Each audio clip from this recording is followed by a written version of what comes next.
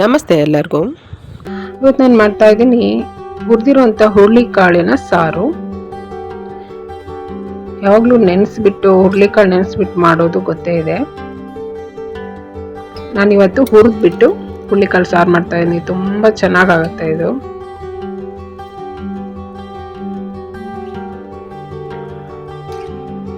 ಹುರುಳಿಕಾಳು ಸಾರು ಮಾಡೋದಕ್ಕೆ ನೋಡಿ, ನಾನು ಮೊದಲಿಗೆ ಸ್ಟವ್ ಮೇಲೆ ಒಂದು ಈರುಳ್ಳಿನ ಸುಡೋದಕ್ಕೆ ಇಡ್ತಾ ಇದ್ದೀನಿ. ಮತ್ತು ಹುರುಳಿಕಾಳು ಲೋ ಫ್ಲೇಮಲ್ಲಿ ಕೆಂಪಗಾಗೋ ತನಕ ನಾನು ಹುರಿತೀನಿ.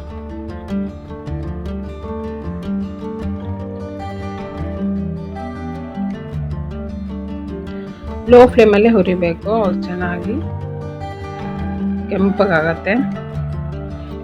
ತನಕ ಹುರಿಬೇಕು.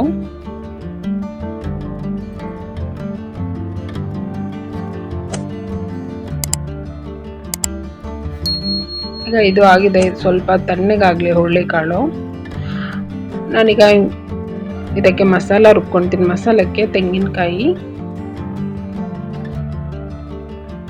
ಹಸಿ ಶುಂಠಿ, ಬೆಳ್ಳುಳ್ಳಿ, ಇದು ಸುಟ್ಟಿರುವಂಥ ಈರುಳ್ಳಿ ಸಿಪ್ಪೆ ತೆಗೆದು ದಪ್ಪಕ್ಕೆ ಹೆಚ್ಚಿಟ್ಟಿದ್ದೀನಿ.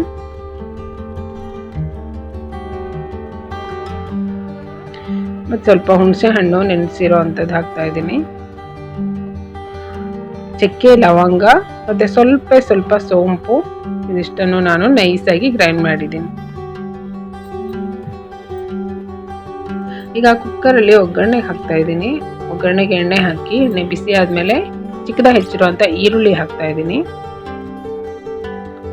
ಈರುಳ್ಳಿ ಮತ್ತು ಕರಿಬೇವಿನ ಸೊಪ್ಪು, ಈರುಳ್ಳಿ ಕಲರ್ ಚೇಂಜ್ ಆಗೋ ತನಕ ಫ್ರೈ ಮಾಡ್ತೀನಿ. ಇದಕ್ಕೆ ಒಂದು 3-4 ಎಸಳು ಬೆಳ್ಳುಳ್ಳಿ ಕೂಡ ಹಾಕ್ತೀನಿ.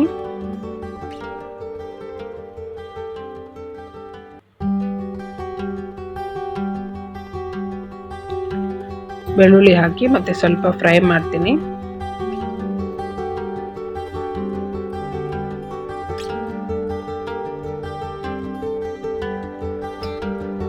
ಚಿಕ್ಕದಾಗಿ ಹೆಚ್ಚಿರೋ ಅಂತ ಟೊಮೆಟೊ ಹಾಕ್ತಾ ಇದ್ದೀನಿ. ಟೊಮೆಟೊ ಕೂಡ ಸ್ವಲ್ಪ ಫ್ರೈ ಮಾಡ್ತೀನಿ.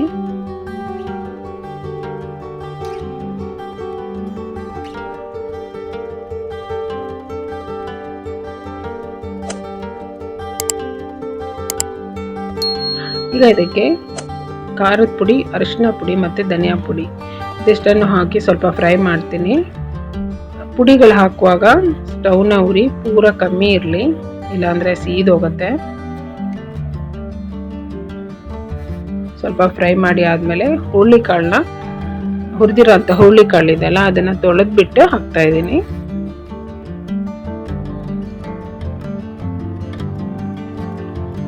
ಮತ್ತು ರುಬ್ಕೊಂಡಿರೋಂಥ ಮಸಾಲ ಕೂಡ ಹಾಕ್ತಾ ಇದ್ದೀನಿ. ಮಸಾಲ ಹಾಕಿ ನೀರು ಎಷ್ಟು ಬೇಕಾಗುತ್ತೆ ನೋಡಿಕೊಂಡು ಹಾಕಬೇಕು.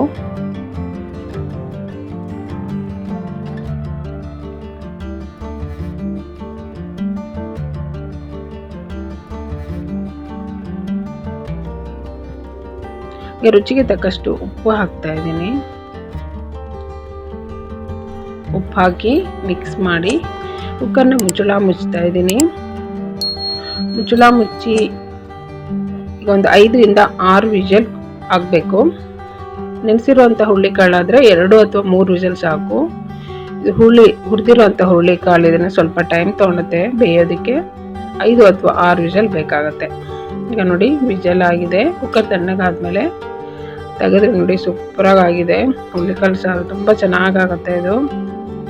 ಹುರುಳಿಕಾಳು ಬೆಂದಿದೆಯಾ ಅಂತ ನೋಡಿ, ಮತ್ತು ರುಚಿ ನೋಡಿ, ಉಪ್ಪು ಹೆಚ್ಚು ಕಮ್ಮಿ ಇದ್ದರೆ ಸರಿ ಮಾಡ್ಕೋಬೇಕು. ಉಪ್ಪು ಕಮ್ಮಿ ಇದ್ದರೆ ಹಾಕ್ಬೋದು. ಈಗ ಮೇಲೆ ಕೊತ್ತಂಬರಿ ಸೊಪ್ಪು ಹಾಕ್ತಾ ಇದ್ದೀನಿ. ಕೊತ್ತಂಬರಿ ಸೊಪ್ಪು ಹಾಕಿ ಸ್ಟವ್ನ ಲೋ ಫ್ಲೇಮಲ್ಲಿ ಇಟ್ಟು 1-2 ನಿಮಿಷ ಕುದಿಯೋದಕ್ಕೆ ಬಿಡಬೇಕು. ಆವಾಗ ರುಚಿ ಚೆನ್ನಾಗಿರುತ್ತೆ. ಕುಕ್ಕರ್ನ ಸ್ಟೀಮ್ನ ವಾಸನೆ ಇರುತ್ತಲ್ಲ ಅದು ಹೋಗುತ್ತೆ.